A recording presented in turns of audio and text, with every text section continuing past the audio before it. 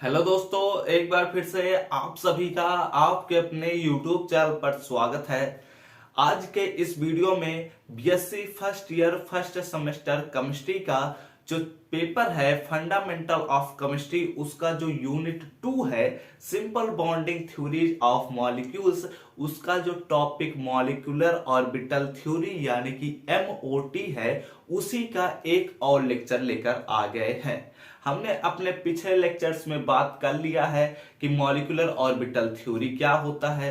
Molecular orbital theory में जो bonding molecular orbital बनते हैं और एंटी बॉन्डिंग मॉलिक्यूलर ऑर्बिटल बनते हैं, उनमें क्या डिफरेंस होता है।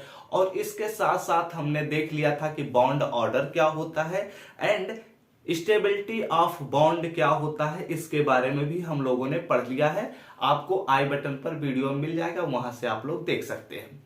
और इस वीडियो में हम इसके एग्जाम्पल्स को लेकर आए हैं। 2-3 एग्जाम्पल्स हैं जो बहुत ही ज्यादा इंपॉर्टेंट एग्जाम्पल्स हैं, उन्हीं के बारे में इस वीडियो में हम बात करेंगे।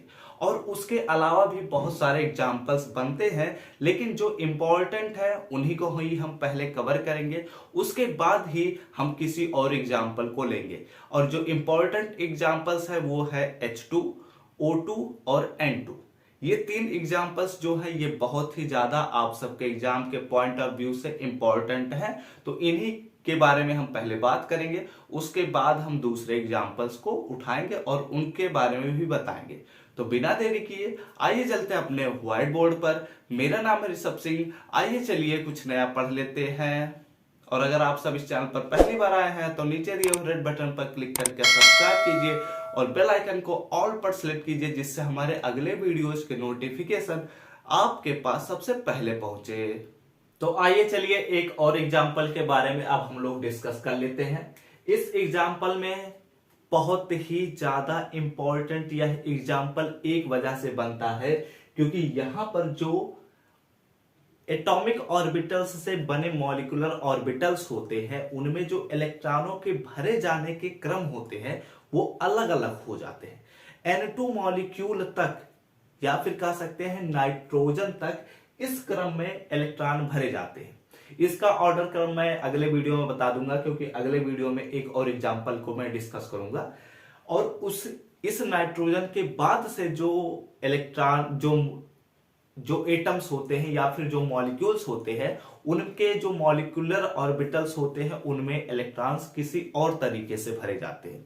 बेसिकली छोटा सा अंतर है, उनके बारे में हम आगे बात कर लेंगे। अभी जो मैं समझाऊंगा इस वीडियो में उसे पहले ध्यान से समझिएगा, ठीक है। तो चलो अब हम एक एक करके बात डिस्कस करते हैं। यहां मैंने पहले इसीलिए लिख लिया क्योंकि मैं चाहता नहीं हूं कि वीडियो बहुत बड़ा हो जाए और समय बर्बाद करने का कोई मतलब नहीं है। तो ठीक है, एक एक करके समझते हैं। देखो, अभी तक हम जो H2 मॉलिक्यूल डिस्कस कर रहे थे, H2 मॉलिक्यूल में जो एटॉमिक ऑर्बिटल्स थे उनमें कितनी संख्या थी? एटॉमिक ऑर्बिटल्स की संख्या केवल 2 थी, एक H का और दूसरे H का। लेकिन यहां पर जो हमारे पास N2 मॉलिक्यूल है, इस N2 मॉलिक्यूल में इलेक्ट्रॉनों की संख्या 14 है। क्यों? क्योंकि N2 एक N में कितने इलेक्ट्रॉन्स होते हैं? 7 इलेक्ट्रॉन्स होते हैं।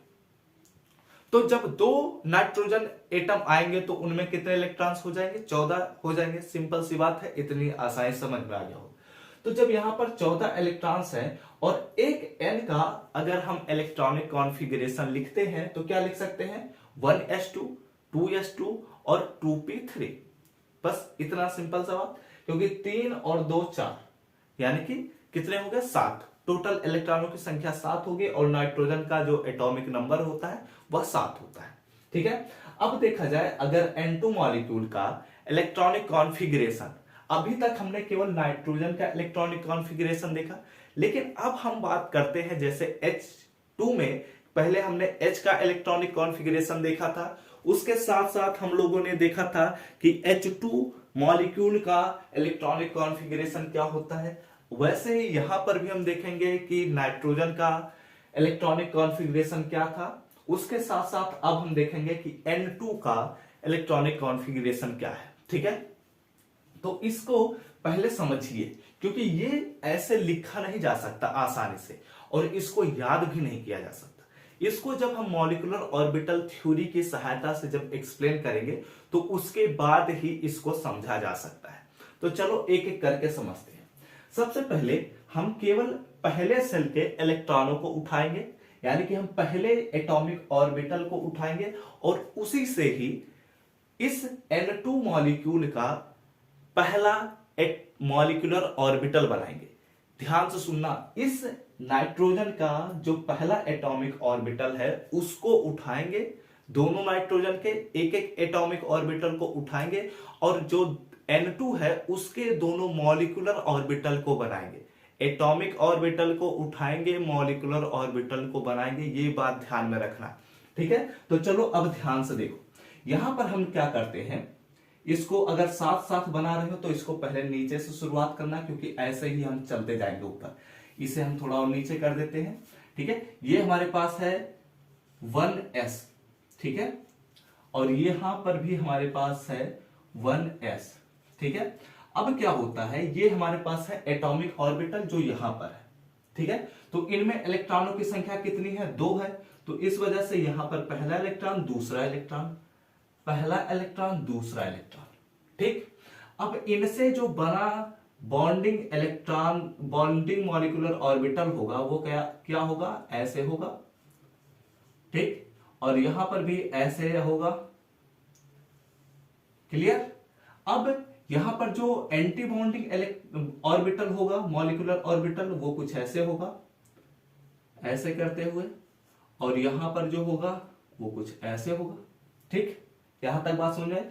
अब जब इनमें इलेक्ट्रॉनों को भरेंगे, ये बेसिकली एक रिप्रेजेंटेशन का तरीका है, चाहे आप पिछले वाले तरीके से बना सकते हैं जैसा मैंने पिछले वाले में किया था, ऐसे करते हुए, ठीक है, और चाहे तो आप ऐसे कर सकते हैं, जैसी आपकी सुविधा, ठीक है। आगे बात करते हैं।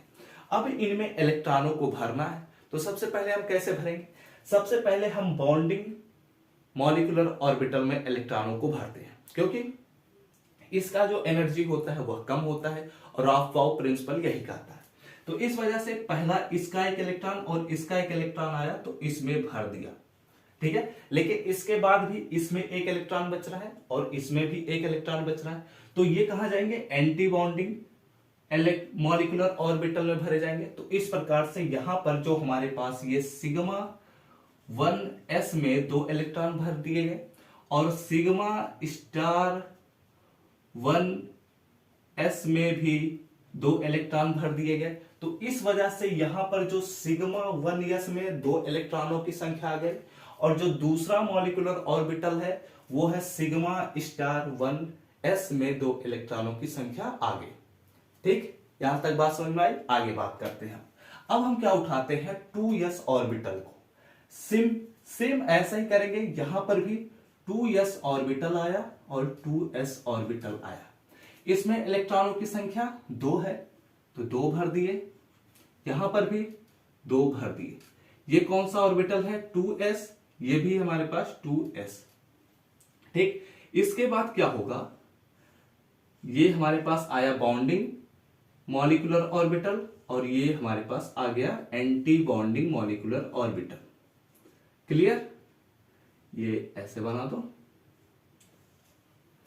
ठीक। यहां तक जब हम समझ लिए तो अब इसके बाद यहां पर हमारे पास आएगा यह कौन सा बॉन्डिंग मॉलिक्यूलर ऑर्बिटल है, ये हमारे पास है sigma 2s bonding molecular orbital और ये भी हमारे पास है सिग्मा 2s, ये sigma star 2s anti bonding molecular orbital है, ठीक है। ये बेसिकली रिप्रेजेंटेशन का तरीका है, ठीक।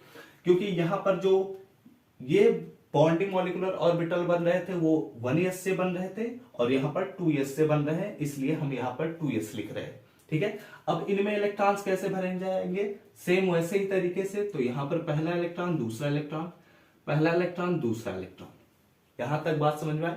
अब यहां पर जो है वो बहुत ही ज्यादा इंपॉर्टेंट है, तो यहां पर मैं ऐसा करता हूं, इसको इरेज करता हूं और इसके अब आगे देखना, ठीक है। इसके आगे जो होता है वो बहुत ही ध्यान से देखना। जब यहां पर हमने इनको कवर कर लिया तो अब ये बच रहा है, तो इस वजह से यहां पर जो आएगा 2p में कितने इलेक्ट्रॉन्स होते हैं, 3 इलेक्ट्रॉन्स होते हैं, ठीक है। तो यहां पर हो जाएगा ये पहला इलेक्ट्रॉन, दूसरा इलेक्ट्रॉन और तीसरा इलेक्ट्रॉन। और यहां पर भी जो हमारे पास 2p ऑर्बिटल है उसमें भी ये पहला इलेक्ट्रॉन, ये दूसरा इलेक्ट्रॉन और ये तीसरा इलेक्ट्रॉन। ठीक है, अब यहीं पर ध्यान से देखना, क्योंकि यहीं पर बहुत बच्चे कंफ्यूज भी होते हैं, तो बहुत ही ध्यान से देखना। ठीक है, तो यहां पर हम समझने वाले हैं, देखो क्या कर लेंगे। सबसे पहले ये हमारे पास है 2p atomic orbital, 2p atomic orbital. इसमें हम क्या करेंगे, सबसे पहले हम बॉन्डिंग मॉलिक्यूलर ऑर्बिटल का फिगर बनाएंगे, लेकिन यहां पर कुछ और भी ट्विस्ट है। ठीक है, तो उसी ट्विस्ट के बारे में ही हम बात करेंगे, लेकिन यहां पर नहीं बात करेंगे, अगले वीडियो में बात करेंगे, क्योंकि यह वीडियो बहुत बड़ा हो जाएगा अदरवाइज इसमें अगर हम बात करने लगे तो। ठीक है, तो यहां पर हम क्या करते हैं, सबसे पहले यह जब 2p और 2p दोनों एटॉमिक ऑर्बिटल मिलते हैं तो यहां पर बनता है क्या, ध्यान से देखना। ठीक है, यहां पर बनता है हमारे पास, क्या बनता है, ये जो बनता है वो बनता है देखो यहां पर ध्यान से देखना, जब ये 2p मिलता है और ये 2p मिलता है, ठीक है, तो अभी तक हम बात कर रहे थे कि सिग्मा सिग्मा बन रहा है, सिग्मा बन रहा है या सिग्मा स्टार बन रहा है, लेकिन यहां पर बनता है पाई। सिग्मा और पाई में क्या डिफरेंस होता है मैं पहले ही समझा चुका हूं कि सिग्मा ओवरलैपिंग से सिग्मा बॉन्ड बनता है, पाई ओवरलैपिंग से पाई बॉन्ड बनता है, पाई एटॉमिक ऑर्बिटल बनता है, पाई मॉलिक्यूलर ऑर्बिटल बनता है। ये सभी चीजें मैं पहले ही समझा चुका हूं। तो बेसिकली यहां पर भी वही कॉन्सेप्ट यूज हो रहा है कि जब एक्सियल ओवरलैपिंग हो रहा था, ये 1s है, यानी कि ये सर्कुलर प्लस सर्कुलर बन रहे थे, लेकिन यहां पर 2p मिल रहा है, यानी कि ये ऐसे बन रहे हैं, इनका ओवरलैपिंग कुछ ऐसे हो रहा है। ठीक है, तो आपको आई थिंक याद आ गया होगा कि सिग्मा ओवरलैपिंग और पाई ओवरलैपिंग क्या होता है। तो इस वजह से यहां पर जब 2p मिल रहे हैं तो कैसा ओवरलैपिंग हो रहा है, पाई ओवरलैपिंग हो रहा है। तो इस वजह से यहां पर जो ऑर्बिटल्स बनेंगे वो पाई बनेंगे, तो इस वजह से यहां पर लिखा जाएगा पाई 2p y। ठीक है, और इसके साथ साथ ये वाला है जो हमारे पास, ये पहला है, ठीक है, ध्यान से देखना, ये हमारे पास है पाई 2p y, और ये वाला जो ऑर्बिटल है वो है हमारे पास पाई 2pz। ठीक है, इतनी बात समझ में आई। यहां पर दो ऑर्बिटल्स का फॉर्मेशन होता है, और जो दोनों ऑर्बिटल्स होते हैं वो समान एनर्जी के होते हैं, इसी वजह से ये जो बॉन्डिंग ऑर्बिटल है एक लाइन में लिखे गए हैं। ठीक है, अब यहां से आया ये और यहां से ऐसे जुड़ गया। ठीक है, लेकिन यहां पर एक और बॉन्डिंग ऑर्बिटल का फॉर्मेशन होता है, क्योंकि यहां पर अगर ये वाला 2px था और ये भी 2px है, तो यहां पर हमने केवल क्या किया है, p और z, y और z का ही हमने कोलैप्स किया, यानी कि ओवरलैपिंग किया है। यहां पर भी y और z का ही ओवरलैपिंग हुआ है, तो हमने y और z का फिगर भी बनाया है। लेकिन यहां पर अभी x ऑर्बिटल भी तो बच रहा है, x ऑर्बिटल मतलब क्या, 2px ऑर्बिटल भी तो बच रहा है, तो इस वजह से यहां पर भी 2px ऑर्बिटल बच रहा है। तो यहां पर जो बॉन्डिंग ऑर्बिटल बनेगा वो भी 2px बनेगा ही, 2px बॉन्डिंग ऑर्बिटल। ठीक है, और ये बन चुका, और जितने बॉन्डिंग ऑर्बिटल बनेंगे उतने ही एंटी बॉन्डिंग ऑर्बिटल भी बनेंगे, तो इस प्रकार से यहां पर हम ऐसे भी बना देंगे। ठीक है, बात समझ में आ रही है ना। अब आगे बात करते हैं, ये हमारे पास बन चुका, ये हमारे पास बन चुका है। ठीक है, और इसके साथ साथ ये आपने कॉपी में अच्छे से ही बनाना है, क्योंकि एग्जाम में इसी के नंबर मिलते हैं, जो डायग्राम है इसी को अच्छे से बनाओगे नंबर अच्छे मिलेंगे। अब जब इलेक्ट्रॉन भरे जाएंगे तो वो कैसे भरे जाएंगे, सबसे नीचे वाले से पहले भरे जाएंगे। तो पहला इलेक्ट्रॉन इसका और पहला इलेक्ट्रॉन इसका आया, तो यहां पर 2 इलेक्ट्रॉन भर दिए। दूसरा इलेक्ट्रॉन इसका, दूसरा इलेक्ट्रॉन इसका, तो यहां पर भी भर दिए गए, यहां पर भी भर दिए गए। लेकिन ये जो ऑर्बिटल्स हैं, जो एंटी बॉन्डिंग ऑर्बिटल्स हैं, वो खाली ही रहेंगे, लेकिन इनका भी क्रम दे दीजिए। ये हमारे पास है 2px, ये पाई स्टार 2px और ये पाई। ठीक है, और यहां पर भी दे दो पाई स्टार 2py और पाई स्टार 2pz। ठीक है, इतनी बात समझ में आ रही है ना। तो तो इसी वजह से जो इनका इलेक्ट्रॉनिक कॉन्फ़िगरेशन है, ये हमारे पास मॉलिक्यूलर ऑर्बिटल डायग्राम है, मॉलिक्यूलर ऑर्बिटल थ्योरी के बेस पर नाइट्रोजन मॉलिक्यूल का।